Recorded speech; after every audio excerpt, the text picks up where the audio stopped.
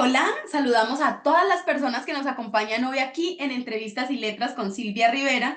Yo soy Silvia Rivera y este es un espacio creado por el grupo editorial Letras Negras. Bienvenidas a a todas las personas que se conectan hoy y nos acompañan en esta entrevista.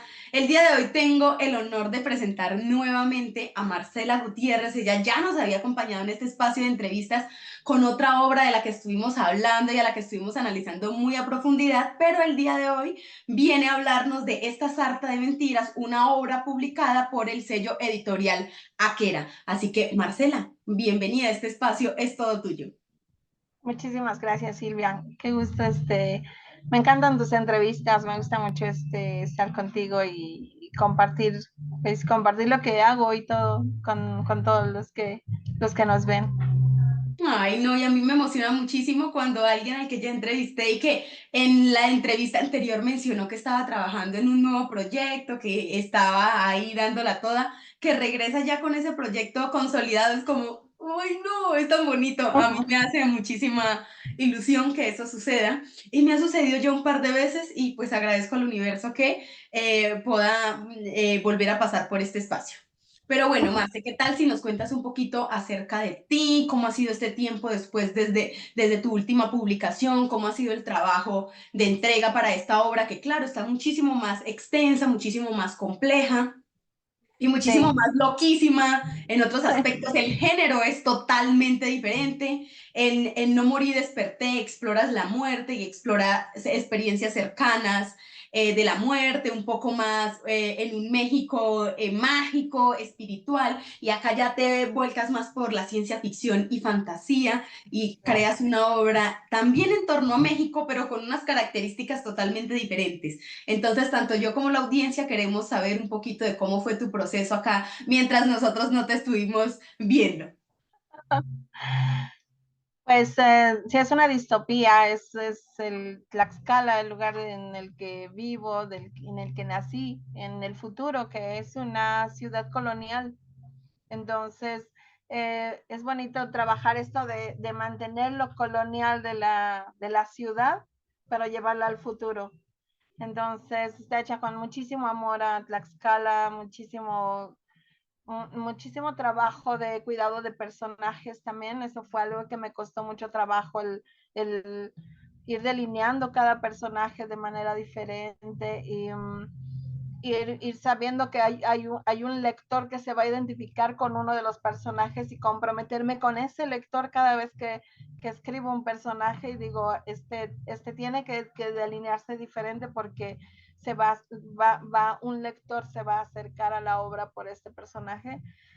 Todo ese trabajo es lo que lleva, es mucho amor a Tlaxcala, a la gente, a mis lectores.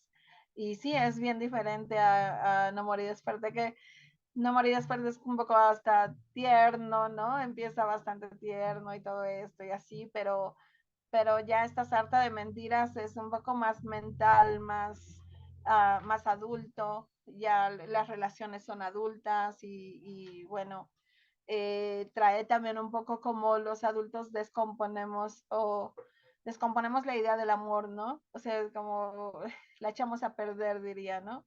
De muchas maneras. Entonces, por ejemplo, un ejemplo, pero se manejan muchos temas en la obra. Me gusta mucho que mencionaras la palabra distopía, porque sí, yo lo enmarqué más en general, pero esta propiamente es una distopía que agarra elementos que ahora apenas están entrando a consolidarse como parte fundamental de nuestra vida, como es la inteligencia artificial, que se menciona mucho y que incluso ya ha evolucionado a otro punto y ya es como, bueno, sí, como el sueño aterrador que tenían las personas de hace 20 años, de, ay, no, los robots se van a apoderar del mundo, pero haces un híbrido entre, bueno, no es tanto apoderarse del mundo, sino es un crecimiento mutuo en donde estamos haciendo una colaboración para tratar de entender qué es lo que ha pasado, cómo hemos convertido el mundo en esto que es, ¿no?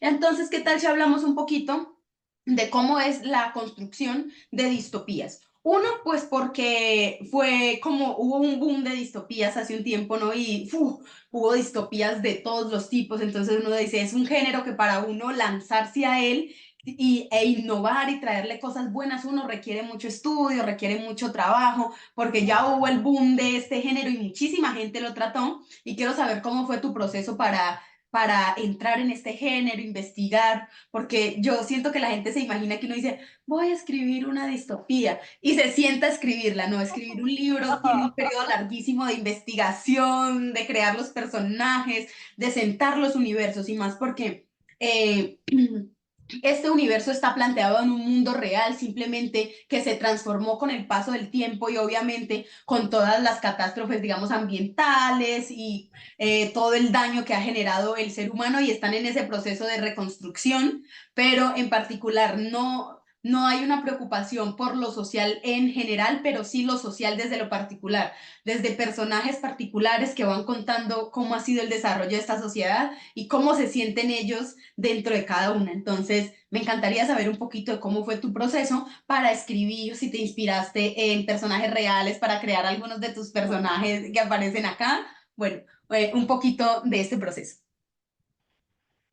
Sí, el proceso, tal como dices, lo que más me costó trabajo fue la investigación tecnológica, científica, social, mundial, política, ¿no? Todas las posibilidades de esto sí puede pasar o no puede pasar, ¿no? Porque esa es la gran diferencia, ¿no? De si estoy haciendo ciencia ficción, si es ficción o es algo que se siente que pudiera pasar, ¿no?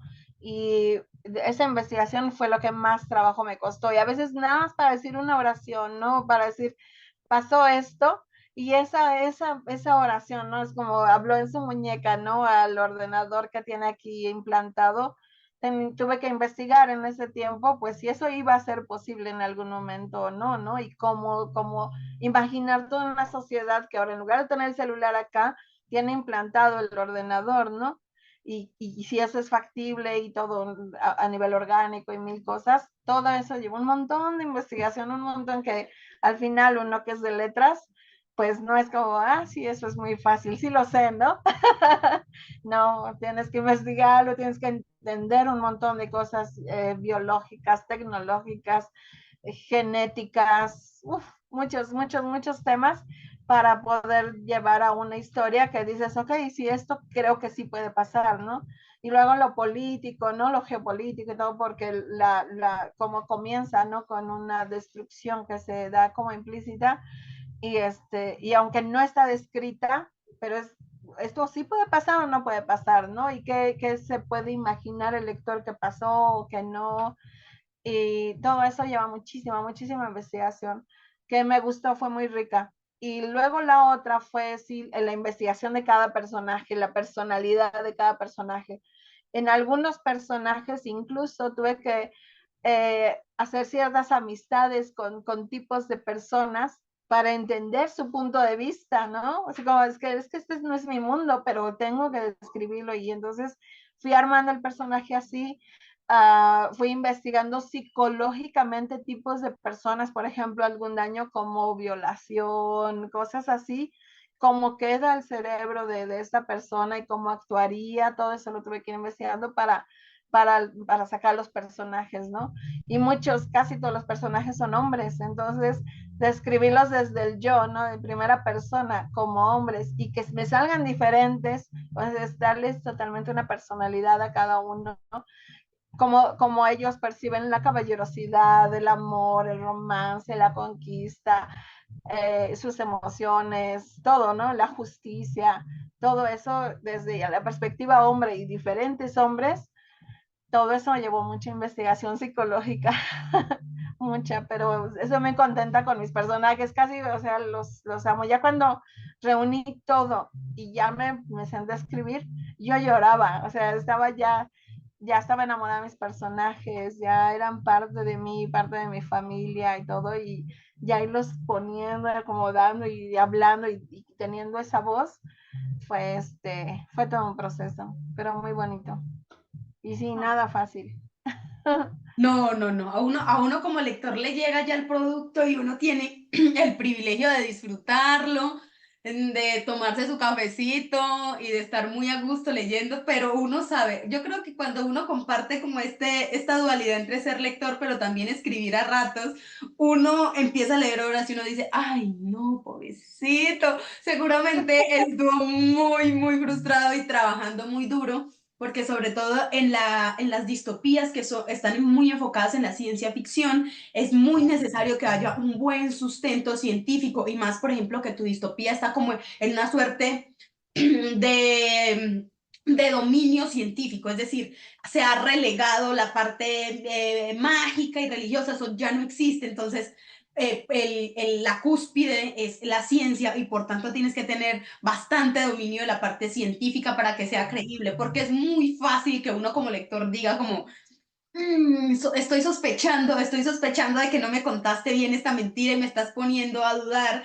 Entonces, sí requiere muchísimo trabajo. Y me alegra mucho que hayas mencionado todo el trabajo que hay detrás de la creación de tus personajes masculinos, porque como hablamos tal vez en otra ocasión, para nosotras como mujeres es difícil encontrar buenos personajes femeninos en la Ajá. literatura. Y me encanta cuando dices, yo me tomé el tiempo, la dedicación, el esfuerzo y la investigación para que mis personajes masculinos estuvieran acorde a lo que son los hombres y no estuvieran solamente atravesados por mi propia idealización de lo que es masculino. Y eso me hace sentir Exacto. muy orgullosa porque es como que las mujeres vamos escapando de ese lugar en el que los hombres nos pusieron durante mucho tiempo, ¿no? Como que las Sí. mujeres trascendimos y dijimos, si vamos a contar hombres en la literatura, pues que estos hombres estén bien desarrollados, que se sientan representados y que puedan disfrutar de una lectura y no estén ahí solo como adorno o como algo que va y viene, Como porque aquí en México le llamamos chaqueta mental, que y es eso, es como, bueno, ay, como mujer, ¿qué es lo que yo quiero como un hombre, no? Ah, seguro esto. Y eso es como dices, lo que ellos estuvieron haciendo con nosotras, ¿no? O sea, esa idealización que al mismo tiempo marcaba estándares y que ellos, ¿cómo voy a llegar a eso? Y al mismo tiempo los hijos y esto y mi felicidad y no sé, ¿no?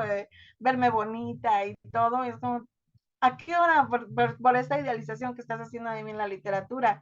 Y no, es como, sí trate diferentes, son muchos, varios, son hombres, diferentes personalidades. Y sí tuve como, busqué personas en línea, incluso veía gente comportándose, por ejemplo, en foros, en chats en línea sobre temas y veía cómo discutían los hombres, ¿no? Y digo, bueno, este es de este tipo, este es de este tipo, y así, ¿no? Y es como, aunque a ti se te haga bien loco lo que dicen, eso es lo que quiero, es cómo está pensando un hombre, ¿no? Cómo piensa, cómo se expresa y depende de dónde viene y lo que él se cree que es. Y es todo un problema, ¿no? Y luego las mujeres, o sea, también que no todas las mujeres seas tú, ¿no? Sino ok, tengo una mujer que pasó por estas cosas y yo no he pasado por ellas, entonces tengo que investigar ese tipo de trastornos, de marcas psicológicas y todo, ¿no? Para ver que me quede bien el personaje. Sí, fue todo un reto, fue muy bonito. Hubo un momento en que tuve las fotografías de mis personajes aquí para poderlos ver, porque ya me los imaginaba así, ¿no? Y es como aquí tú eres esto y así, para sentirlos tal cual, ¿no? Con su historia infantil y todo, que aunque no vaya al caso en la novela, pero necesito toda su historia para poderlo armar. Y eso fue bonito. Y por eso es esta sarta de mentiras, porque al final, como dice al principio del libro, es como cada quien cuenta su historia, pero en realidad es la historia que se ha estado contando a sí mismo y que puede ser una mentira, ¿no? Y que la puedes contar a los demás y esa es otra mentira. Entonces es como, bueno, te voy a contar un collarcito de una vidas, ¿no? mentira. Una tras otra que se van hilando. Es como la metáfora de la mentira en general, porque además el mundo en donde están los personajes está dentro de otro mundo que sigue funcionando, pero ellos están ahí de manera voluntaria, yo diría, voluntaria sospechosamente, para no spoiler nada, de manera sospechosa, pero me gustó eso, ¿no? Porque te comprometiste con toda la idea distópica, pero no todo el mundo estaba subido Sí. en este mismo barco. Era un grupo selecto de personas que se convierten en, bueno, de alguna forma en la élite política, etcétera, desde la ciencia, que están en todos los lugares y que tratan de investigar. Y eso me gusta mucho porque también te deja pensando sobre lo que pasa en el mundo de afuera, qué Sí. está pasando en todo alrededor, porque acá estamos enfocados en ver a estos personajes que están viviendo en este mundo prefabricado, por así decirlo, y cómo Ujú. lo viven, cómo lo habitan y cómo se sienten respecto de él, pero hay otro mundo que sigue funcionando fuera de esta delimitación y que tiene sus propias reglas y que funciona de otra manera totalmente diferente. Y eso me pareció curioso porque me hace pensar en nuestra realidad. Hace muy poco conversaba con un grupo de personas que publicaron como una colección de cuentos distópicos y yo les preguntaba un poquito acerca de cuáles son los elementos de la realidad que los hacen pensar en una distopía inminente, ¿no? Si uno se pone a pensar, bueno, así como vamos, esto hacia dónde nos va a llevar y alguien dijo como, yo hace rato creo que estamos en una distopía y que no lo notamos. Y eso es, creo que es lo que pasa en el mundo, ¿no? Es un mundo distópico Sí. en el que no se entiende la distopía como, estamos en un mundo distópico, el mundo es, y ya a Es. diferencia de las distopías que ya sabemos que todo se cayó, todo se derrumbó y están surgiendo nuevas civilizaciones, no. Ahí en ese mundo sigue funcionando el mundo anterior, pero tratan de mejorarlo a partir de estos elementos que están surgiendo de la investigación científica, pero la investigación científica también no está logrando pues el éxito que se espera. Entonces es como una distopía que va hacia otra distopía, creería yo, ¿no? Es como Sí, sí, sí. un bucle distópico que va y va y va. Y eso me pareció muy interesante. Aparte de que, como dices, que está la inteligencia artificial, pero yo tuve la manera de detenerla, ¿no? De decir, no, no, no nos va a destruir, o sea, siempre nosotros nos vamos a destruir, ¿no? Y es como, sí está la inteligencia artificial, pero es manejada por seres humanos, y mientras eso sea, estamos condenados a nuestro propio absurdo, a nuestros propios errores, que es a donde seguimos cayendo y cayendo y cayendo, ¿no? Es como la obra completa, eso es lo que propone, es como siempre que se haga al estilo humano va a haber un error y va a ser un error humano y vamos a tener que solucionarlo a lo humano, ¿no? No podemos echarle la culpa, claro, la inteligencia artificial, ya quisieras, ¿no? No, o sea, son tus errores, ¿no? Y vamos a tener que admitirlo y que encontrar la manera de arreglarlo, ¿no? Y quién sabe si la siguiente manera también sea una buena idea o la terminemos arruinando igual, ¿no? Pues yo creo que esa búsqueda por organizar o desorganizar la sociedad es como esa necesidad de decirnos a nosotros mismos que a diferencia de todas las especies que han habitado este planeta, nosotros no estamos destinados a extinguirnos. ¿Sí? Porque todas las especies de este planeta tienen ese destino. ¿Cuál es el destino de la humanidad? Pues extinguirse como especie, porque eso le ha pasado a todas las especies que han habitado este planeta. Exactamente. Se Sí. extinguen, nacen otras, se acaba esa, surge otra, sigue y sigue y sigue. Pero cuando nosotros logramos este punto de ser conscientes incluso de eso, es como, ¿cómo evitamos llegar al fin natural de todas las especies que han habitado este planeta? Y creo que es esa necesidad la que lleva no solamente a la creación literaria, sino también al avance científico. Y es muy extraño porque a veces pienso que el avance científico y la literatura van muy de la mano. Sí. Que mucho de lo que hace unos años se consideraba ficción, porque yo recuerdo haber visto programas de televisión en donde me parecía irreal una videollamada, que pusieran a los personajes a verse ahí en una videollamada, Sí. eso era lo más evolucionado que podía haber y a mí me parecía totalmente irreal. Yo no entendía, mi mente no entendía cómo podía suceder eso. Y ahora es una realidad cotidiana, hacer una videollamada no es nada del otro mundo. Y hace muy poco la gente pensaba en la IA como algo nefasto. No, la IA, se mencionaba la IA horrible. Ahora todas las aplicaciones tienen inteligencia artificial. Y hay un montón de aplicaciones con inteligencia artificial y todo. Y poco a poco eso que se narraba en la literatura, en el cine, en las películas como ficción, el futuro, nos ha alcanzado. Entonces, me gusta mucho ese proceso de pensar cómo va a ser lo nuevo, el nuevo avance tecnológico y poco a poco ir alcanzando. estas ideas y para eso sirve la distopía y sobre todo, por ejemplo, la distopía latinoamericana. ¿Qué piensas tú? ¿Cómo Sí. fue ese contraste de decir, ve, yo voy a hacer una distopía, pero que no le pertenezca a los gringos, que no le pertenezca, no, que nos pertenezca acá, con nombre de pueblo, ¿sí? Con el nombre de mi pueblo, con los lugares históricos que a mí me gustan, con eso de mi tierra, porque es muy diferente encontrarse con una distopía gringa a encontrarse con una distopía mexicana. Sí. Eso es, en realidad, eso era algo que yo te quería preguntar a ti.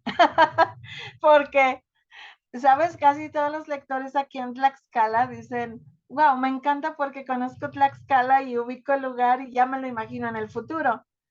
Pero digo, ¿pero qué sentirá alguien que no conoce Tlaxcala? ¿Cómo lo ve, no? O sea, ¿cómo ve esta ciudad colonial transportada al futuro? Digo, ¿será el mismo impacto o no? No sé, por ejemplo, eso me encanta que lo menciones porque veo que sí llama la atención, a fin de cuentas, ¿no? Es sí, pues este es mi entorno. No creo que este entorno colonial sea tocado, ¿no? Porque no ha sido tocado en 500 años. Entonces va a permanecer en el futuro, ¿no? ¿Y cómo se va a ver? Pues ahí está el juego, ¿no? Esto va a seguir, estas piedras van a seguir viendo todo lo que los humanitos aquí hacemos, ¿no? Van a Pero soportar el paso de nuestros errores. sí, exacto, exactamente. Sí, porque muchas veces la descripción de lugares sí está hecha de nos están viendo, ¿no? Y es como, ah, qué chistosos, ¿no? Y ahora hacen esto, y ahora hacen esto, y ahora hacen esto, y se las arreglan, ¿no? Y es así. Me gusta mucho, es un homenaje totalmente a mi tierra y con muchísimo amor, así de los lugares, algunos lugares emblemáticos. Les digo, es un poco una guía turística también, ¿no? Es como, ven, ven a ver los lugares donde pasa esto, ¿no? Porque aquí están y aquí van a estar.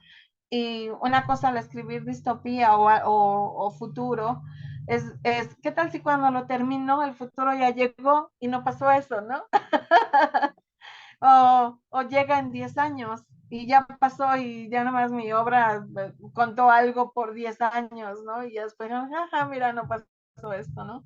Entonces, a veces también hay que irse un poquito más lejos y también para eso sirve la investigación, para que no te vayas tan lejos de a dónde va a caer la piedra, ¿no? Y eso es difícil también. O sea, y al aceptar que va a llegar un momento en que ese futuro más o menos llegue y te van a decir, mira, no pasó, ¿no? Ah, bueno, qué bueno, porque era una distopía. Estaba dando consejos de cómo no terminar como humanidad. A mí Sí, como sí me gusta como que los escritores lo piensen en el sentido de esa realidad poco a poco la vamos a alcanzar y vamos a decir, ah, mira, este escritor lo vio justo antes de que sucediera. Y, por ejemplo, eso del aislamiento y todo me recuerda mucho a la pandemia. Es como el rayo con este de aislar a las personas y tenerlas ahí hacinadas, lejos del mundo exterior, pero ahora solamente como por fracciones, ¿no? Entonces, acá podemos estar tú con tu familia y este grupo y algunos colaboradores acá híbridos para que esto fluya y podamos ir investigando y viendo. Pero es como eso, están ahí contenidos y es una realidad dentro de otra realidad y me hizo pensar un poco en lo que sucedió en la pandemia y que nos fue una realidad distópica que nos alcanzó. ¿Sí? Fue como, la pandemia fue exactamente una realidad distópica que llegó y todas esas historias sobre virus que se esparcían y acababan con medio mundo, pues no acabó con medio mundo, pero efectivamente fueron básicamente 2 años muy, muy difíciles como humanidad, que transformaron los avances tecnológicos y que removieron y que dieron ese paso que no habíamos podido dar, que es como hacia la integración de la tecnología como algo indispensable, porque todo el mundo se quedó en su casa, las universidades se convirtieron en virtuales, cosa que hasta el momento todos decíamos como, no, qué horrible es graduarme en una universidad virtual, no tiene la misma calidad, no es lo mismo, pero las universidades que ya eran virtuales tuvieron un éxito total en ese tiempo porque sus estudiantes estaban acostumbrados a eso. Entonces es como esto, ¿no? Y esta idea de separar a ciertos humanos medianamente dotados y más inteligentes que el promedio para poder ir mejorando la humanidad, me parece algo muy posible. Me parece incluso algo que creo que la gente con dinero hace. Es decir, como uno vive como en un mundo en donde el dinero es una cosa que se utiliza para vivir y no en el mundo de la gente que tiene mucha plata, que el dinero se utiliza con propósitos extraños. Yo sí me imagino que más de uno ha hecho eso, ese intento de crear una sociedad limpia, pura, propia, en donde se desarrollen tecnologías y otras cosas a las que no va a tener acceso la población mundial. Pienso que incluso esa idea de tu distopía puede ser la distopía que ahora estamos viviendo y que no concebimos como tal. Con más cámaras de vigilancia y eso que ni tanto, ¿no? Ir documentando todo lo que sucede, que eso me pareció muy cool. Que hubieras puesto que todo el tiempo está siendo documentado, porque documentar lo que sucede también es guardar registro de poco a poco la destrucción de las cosas, no tener acceso a, ay, mira, sabes que tenemos hasta videos de cómo esta generación pasada se autodestruyó y tiró todo al caño por las decisiones que tomaron y podemos ver que hicieron mal. Y eso es como una realidad. Entonces yo siento Exacto. que tu distopía es distópica, pero muy realista. Es como, está ahí en el medio de decir, bueno, Sí. fui un poco más allá para mostrarte el mundo, pero parte de lo que cuentas siento yo que es como un rezago de por lo que vamos atravesando. Sí, totalmente es como una advertencia. Realmente ahorita no recuerdo qué escritor lo dice, pero sí es ese, lo escribimos para que no pase, ¿no? O sea, ahí te va, ¿no? Y es una advertencia de que podría pasar. Yo me acuerdo antes de la pandemia, estaba yo pensando aquí en la Ciudad de México, se hace una nube negra de gases tóxicos, un montón de cosas y todo. Y yo veía que en las vacaciones de las escuelas bajaba. Digo, es que necesitamos un rato dejar de ir a las escuelas, ¿no? O sea, dije, o sea, sería genial que nos aventáramos un año o dos sin ir a las escuelas, pero te lo juro que yo no lo pedí, o sea, yo dije, eso sería, dije, pero ¿cómo lo vamos a hacer? O sea, nadie va a querer, eso no va a ser posible, ¿no? Pum, viene la pandemia y sucedió. Y dice, wow, o sea, sí, nos los buscamos de alguna manera. La vida es sabia y se encuentra sus maneras y al final somos otros bichitos en la tierra y la vida se las arregla, ¿no? Es como, ah, bueno, este bichito me está dando problemas, pues ahí voy, ¿no? Sí. Entonces, además de los caminos que el ser humano tiene como predecibles, también puedes tomar los caminos que toma la tierra, ¿no? Y que dice, no, o sea, ya suéltame, ¿no? Necesito yo descansar, necesito hacer equilibrio, necesito esto. Y así es como también puedes prever cosas que ya vimos que sí pasan, por muy loco que suene, sí sucede. Entonces, sí es como creo que sí es totalmente distópico, pero sí ofrece varios ejemplos de conductas humanas que sí se pueden dar de todos modos, ¿no? Que dices, bueno, es que de todos modos siempre puede aparecer un loco que lo que quiere es el poder y ya, fin, ¿no? Siempre va a estar, siempre va a existir, por más que hagamos ciencia, que hagamos ecología, que hagamos lo que hagamos, siempre va a haber uno que se le va a ocurrir otra manera y que va a tener mucho poder o los medios para afectarnos a todos o tratar de cambiar la historia y hay que estar pendientes de eso, ¿no? Es Pero que es algo de lo que no, es como parte de ni siquiera de la naturaleza humana biológica, yo creo que es parte de la naturaleza humana social. Es decir, sí, como nos hemos ido construyendo, la idea del poder es muy atractiva y como estamos en una sociedad de individuos más individualizados de lo normal, creo que eso también generó la pandemia. La pandemia, no sé, pero después de pasar por eso, muchos quedamos con ansiedad social, ir a la calle es súper horrible y estar en medio de la gente es sí, re estresante.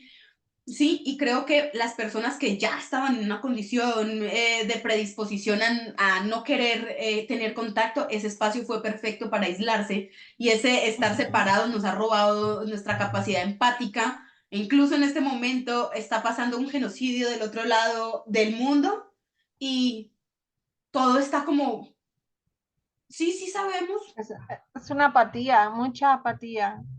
que es como, yo lo veo, bueno, ves que también soy maestra a nivel universidad, y yo lo veo en mis alumnos, depende en qué grado les tocó la pandemia, el daño se ve diferente, pero hay una apatía ahí que más o menos va de, ¿para qué hago planes a futuro? ¿Para qué trabajo? ¿Para qué estudio? Si viene una pandemia y me cambia mi historia, ¿no? Si viene una pandemia y me cambia lo que yo tenía desde niño pensando, voy a ir a la universidad y voy a hacer esto, y me he hecho 2 años guardado, ¿no? Y sin conocer a mis compañeros, o sea, los que pasaron la prepa, por ejemplo, en la pandemia, y que la prepa para todos es una etapa de vida que te enseña un montón de cosas, esa generación no la tuvo. Y ya tenemos una generación muestra que no se parece a las demás generaciones. Y eso tenemos que comprenderlo y aceptarlo nosotros, ¿no? Y observarlo y ver qué va a ser esa generación que le pasó eso, ¿no? O que le pasó en la secundaria, o que le pasó empezando la primaria, y apenas iba a ir a la escuela y no hay escuela, ¿no? No hay compañeros, no hay con quién jugar, no hay nada. Y quédate encerrado siendo niño, 3 años. O sea, todas esas generaciones son diferentes, y vamos a ir viendo ese daño que yo lo he percibido más como apatía, y el sacarle de, no, sí, sí vale la pena que estudies, que trabajes, que te idees un futuro a prueba de pandemias, ¿no? Que te idees un futuro a prueba no sé, de guerras, que te idees un futuro a prueba de algo, porque en realidad esa apatía es la que nos hace daño, nos enferma y permite que como sociedad permitamos líderes que se aprovechen de esa apatía. Y ahí es donde vendría a ser daño. Entonces, como no te puedes dejar, es como, te entiendo, pero no puedes dejar que esto te carcoma. O sea, conviértelo en una personalidad de tu generación y haz algo con eso. Mejor, ¿no? Y esa, creo que verlo de esa manera, ayudarnos a entendernos por generaciones, por capas generacionales, puede ayudar a evitar las distopías. No, y ser como receptivos y empáticos. Pasa algo y es que yo estoy llegando a ese momento de mi vida en el que ya me estoy dando cuenta que estoy una generación atrás de algo, ¿no? En algún punto tú no sientes eso porque sientes que eres la generación que va, pero hay otra generación que va abandonando ese momento y que las acciones que uno tiene como esa generación que va impactando le parecen detestables y dices, ¿cómo es posible que las nuevas generaciones hagan eso? Estoy llegando a ese momento. Y realmente me encanta observar a las nuevas generaciones porque creo que mentalmente viven en otro mundo. Los niños que crecieron en el total, en una sociedad impactada completamente por la tecnología, ¿sí? Que nunca tuvieron una vida previa a los celulares, al Internet. Yo tuve una vida previa al Internet. Yo nací el mismo año que nació Google. Entonces sí, eso, es decir, yo tuve mi infancia en la que no tuve acceso a redes sociales, nada. Y eso me hace distinta al hecho de mis hermanitos que crecieron y cuando ellos nacieron ya tenían todo el mundo teléfono, televisor, el Internet ya era una cosa que no pueden concebir cómo vivíamos. Es decir, Sí, ¿no? qué hacían ustedes con la vida cuando no había internet? ¿Sí? ¿Cómo se Y entretenían? ¿Cómo nos iban a la toca ser escuela? yo digo, nos toca ser una generación traductora, porque somos traductoras de nuestros padres con nuestros hijos, y a la inversa, porque esas generaciones no se entienden en absoluto, ¿no? No hay manera de que se entiendan. O sea, nacer ya con las pantallas, con toda la información aquí, información, película, lo que se te ocurra aquí, El a mundo. la otra generación que a lo mejor ni luz tuvo, ¿no? Ni luz, ni esto, ni lo otro, y que no se critiquen entre sí, sino servir de traductores, es lo que nos toca a estas generaciones, de nosotros, que nos tocó esa, yo digo, nuestra generación es a nivel milenios, es hermosa, porque nos tocó todos los cambios, todos, desde nada hasta ahorita poder vivir esto. Y todavía lo que vamos a vivir, ¿no? O sea, es una generación muy, muy, muy, la verdad, afortunada. En milenios y milenios es afortunada de vivir tantos cambios, pero con la responsabilidad de servir de traductor entre generaciones para que no haya esos choques, es estarse Criticando esa, y criticando. juzgando. Y Sí, exacto, eso es muy destructivo. Y yo creo que a los libros distópicos deberían ponerles al final un pie de página que diga, por favor, no hagas lo que en este libro se cuenta. Este libro no es el propósito de ser una ilustración del futuro, sino una advertencia de hacia dónde no queremos ir. claro. Porque cuando uno empieza a notar la brecha generacional, yo creo que hay que ser diferentes a la generación anterior y hay que, por ejemplo, yo siento que hay que tener la responsabilidad de ser empáticas con las nuevas generaciones y entender que no se parecen, que viven sus propios cambios y que llevan un ritmo de vida, que además la vida les ha tocado también muy dura. Estamos en un mundo totalmente polarizado, en un mundo individual. Los teléfonos individualizan y segmentan a las personas. Es decir, la información que uno encuentra ahí es una información específica para usted que apela a sus necesidades, a sus gustos. Básicamente el algoritmo lo agarra a usted, lo condensa y lo convierte en un patrón que le va mostrando todo el tiempo.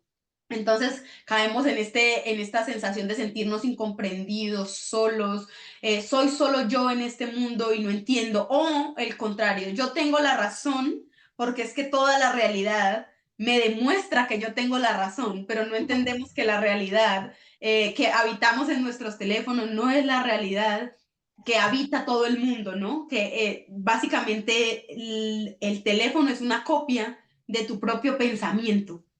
Sí, Y que así como se exacto. piensa que, ay, es que lo que yo pienso no es lo que todo el mundo debería pensar, debería uno pensar, lo que pasa en mi teléfono no es lo que pasa en el teléfono de todos y tengo que estar abierto a otras cosas, ¿no?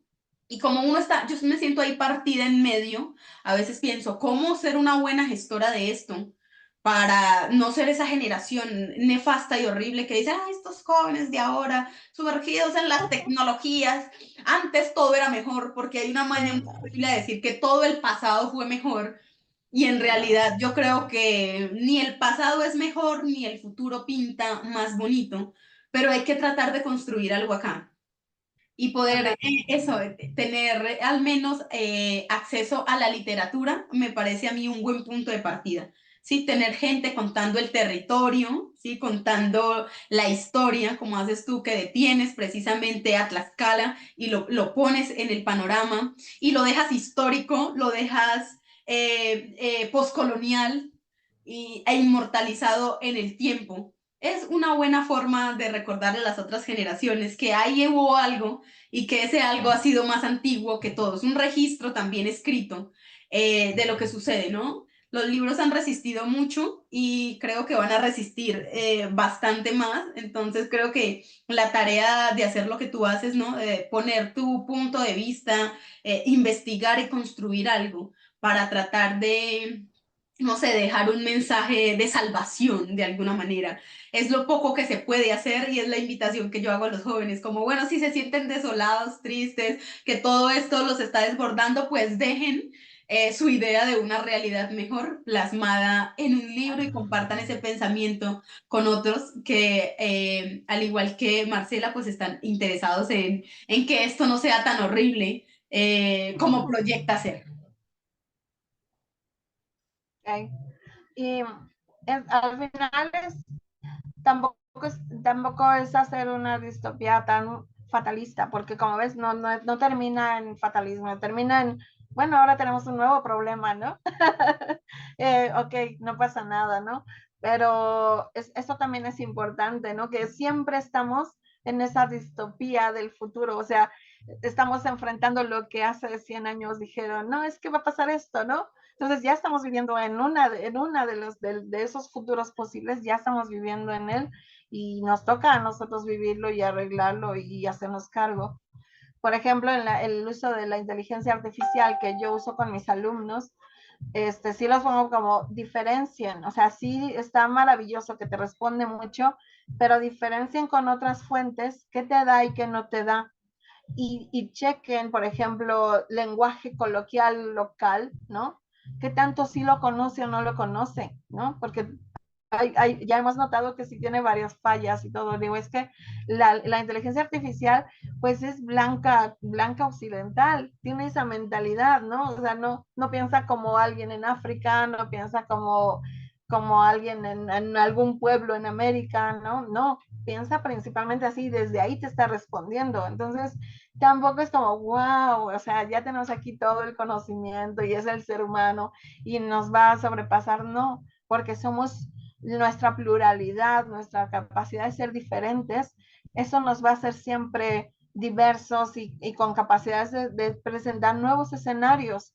Estamos en el 2024 y hay todavía grupos humanos viviendo en la selva, en paños menores, ¿no? Y sin celular y sin nada, sin teléfono, perfectamente siguen viviendo como hace 2000 años. Entonces, eso siempre va a ser posible porque a grupos humanos se les ocurre vivir diferente, ¿no? Se les ocurre respetar más a la tierra, por ejemplo, ¿no? Se les ocurren diferentes cosas y eso es lo que va a permitir, o no va a permitir que a todos tengamos la misma suerte. No, no es posible, ¿no? Es como, va a pasar esto, pero le va a pasar a un sector de la humanidad, ¿no? Y el otro va a estar en otra cosa siempre, gracias a nuestra diversidad. Nosotros desde este lado del continente, ay, no sé, que los blancos resuelvan sus problemas de blancos. Me Sí, gustó mucho eso que me dices de que utilizas la inteligencia artificial con tus estudiantes y los pones a comparar si la inteligencia artificial habla y piensa como lo hace él desde su particularidad, desde su identidad territorial, porque hace muy poco estuve en un congreso de identidades latinoamericanas y uno de los temas que se trataba era la educación latinoamericana y muchos de las ponencias hablaban sobre como el problema de la inteligencia artificial y los profesores tenían un problema. Y las soluciones que decían algunos era como, bueno, pues entonces pongan a investigar a los estudiantes cosas que no aparezcan en internet. Y unas soluciones que me parecieron a mí como tan arbitrarias, ¿cierto? Como tratar de evadir lo obvio y es estamos siendo impactados por la inteligencia artificial. No se trata de generar una enemistad con una herramienta que puede ser muy valiosa para el desarrollo, sino tratar precisamente de que los estudiantes puedan ver que el acceso que tienen a la información deben hacerlo de forma responsable y que no toda la información que obtienen ahí habla de todo el mundo. Y no lo había pensado. Claro, el hecho de que la inteligencia artificial esté creada por personas que tienen acceso a ciertas cosas hace que sus sesgos estén incluidos dentro de las programaciones y por tanto no todos estamos incluidos en la información. Y me hiciste pensar en hacer un ejercicio de preguntar precisamente sobre nuestra cultura a la inteligencia artificial, a ver cómo es esa percepción que tienen desde Occidente de esto que todavía lo consideran tercer mundo y no avanzado, y podernos reconocer no como algo negativo, sino como estar atrasados, sino como estar menos lejos del desastre. Que eso es algo exacto. que, exacto, me dices, ¿sabes qué? No hemos ahondado tanto en la locura y si lo podemos ver antes de llegar allá, tal vez esta región sí está destinada a salvarse de ese mundo distópico lleno de enfermedades y lleno de dominio científico para siempre. Porque alguien en un taller de escritura dijo, cualquier tecnología avanzada puede ser magia para quien no la conoce. Entonces, como, bueno, hay que tratar de que el mundo mágico que conocemos y que ha permitido tener una suerte de equilibrio, porque afortunadamente este continente todavía tiene un equilibrio con la Tierra y creo que es desde este continente que se mantiene el mundo funcionando. El hecho de que todavía tengamos selvas, de que todavía tengamos agua, hace que todo el mundo en general se beneficie de eso y tal vez verlo a través de las herramientas que desarrollan otros antes de que suceda, pueda permitirnos precisamente evitar algunos de los problemas con los que ha tenido que cargar Occidente, ¿no? Al ser una región que tal vez avanzó tecnológicamente mucho más de lo que podía controlar, ¿no? Más de lo que podía gestionar de forma sustentable, porque ese es el gran problema que ahora tenemos, ¿no? Nada es sustentable, todo es desechable y acumulativo y todo se está yendo todo al hoyo de alguna manera. Uh -huh. sí, sí. Ay, Dios. Es, Ay, me dejas pensando tantas cosas, yo, Dios. eso, eso es lo que me encanta de expresarme, de escribir. Mis libros también tienen ese objetivo, piensa en esto, ¿no? O sea, piénsalo, no sé, exacto, es como, no todo está perdido ni fuera de tus manos. Hay algo que tú puedes hacer, ¿no? Hay algo que el de junto puede estar haciendo y habrá que tener cuidado o ayudarlo. Es una observación social y es como volvernos a sacar de este mundo que hemos estado, como dices, individualizado. Espera, voltea a ver el mundo, o sea, no todo está perdido y tú puedes hacer algo al respecto, ¿no? Pero si necesitamos algo que viene muy marcado en la novela, el regresar a esa responsabilidad social, por ejemplo, del voto, ¿no? De por qué estoy votando, ¿no? Debo conocer, porque simplemente en América estamos acostumbrados a como si fuera religión, ¿no? Ah, sí, pues yo soy de este color, soy de este partido y voto. Y ya Si no me das el escuchamos tamal, nada yo voto más, por ti. ya no pensamos nada, ya no sabemos de legislación, no sabemos de qué hace nuestro voto, ¿no? Y sabemos de lo que nos hace aquí, pero no de lo que nos hace como sociedad. Y eso es algo que empieza esta distopía, empieza como parece como un futuro perfecto, como suena, esto está muy bien, ¿no? Pero lo vamos a echar a perder y vamos a aprender de ello y vamos a continuar, ¿no? Aprendiendo de errores y poniendo a un lado lo que hicimos mal y bueno, que esto no nos salió tan como creíamos, ¿no? Tan avanzado y tan bueno como creíamos. Yo Sí. confío mucho en que los errores nos van a hacer detenernos a tiempo para cualquier cosa. Sí, también te hace pensar en el hecho de que confiamos en la ciencia ciegamente como confiamos, tanto como confiamos en la religión, que incluso la ciencia es una suerte de mutación religiosa en donde todos caímos en el convenio de decir, ah, sí, sí, dice que tiene sustento científico, creo con los ojos cerrados, como si la salvación solo estuviera ahí, porque tenemos ese deseo de, como de enajenarnos de las responsabilidades individuales. Por eso tu sistema de votación inicial me pareció muy brutal, porque cada vez que se vota usted tiene que demostrar que usted es un individuo capaz de ejercer ese derecho que tiene y que usted puede sustentarlo cada vez que sea necesario para cosas particulares y diferentes. Y si usted no tiene ese conocimiento, pues mejor no lo haga, porque no va a poder de todas maneras con la responsabilidad que exige cada una de las decisiones que usted toma. Y ahí sí recae sobre usted como individuo la responsabilidad de, ah, bueno, ok, sí, ¿sabes qué? No estoy preparado para esto. Y es muy diferente eso a que en un país te digan, bueno, te vamos a multar con tantos salarios mínimos y no vas a votar. No importa, si usted no sabe por quién votar, cómo votar, usted va allá y raya y problema no hay. Acá te plantea precisamente la necesidad de evaluar las decisiones y de sentirse preparado o no y dispuesto, porque la preparación también es una disposición.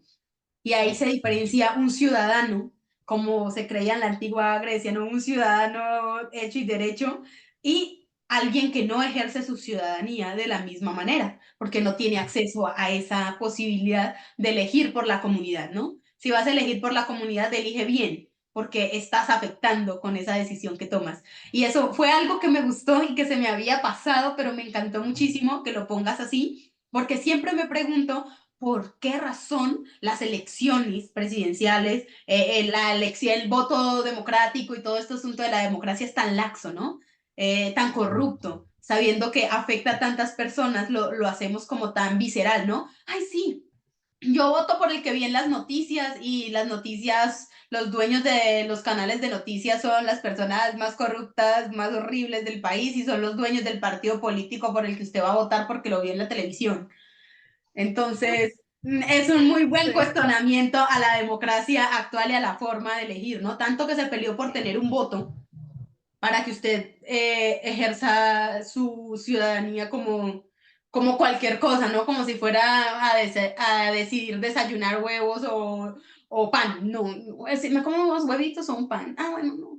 Cualquier cosa está bien, ¿no? Eso fue algo que me pareció muy bello de tu obra. Sí, gracias. Eso fue algo que le puse coco y que lleva el piénsalo, ¿no? Porque ya estamos acostumbrados a, ya, mi voto es seguro para esto, ¿no? O ni voy a votar, ¿no? Da igual, es lo mismo. Y no, es como nos estamos olvidando qué significa ese voto. Hace un tiempo vi unas entrevistas a mujeres que decían que qué opinaban del voto, de que la mujer hubiera obtenido el voto.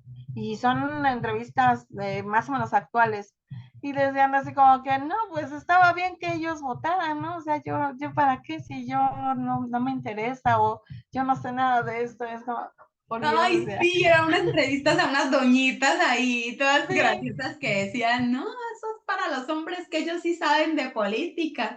exacto. Y las sufragistas, yo creo que revolcándose en sus tumbas, ¿no? Con ganas de Entonces, lanzar piedras fantasmales para que reaccionemos como exacto, ¿no? Sí, sociedad. Pero pues sí hay que claro, retomar esa responsabilidad.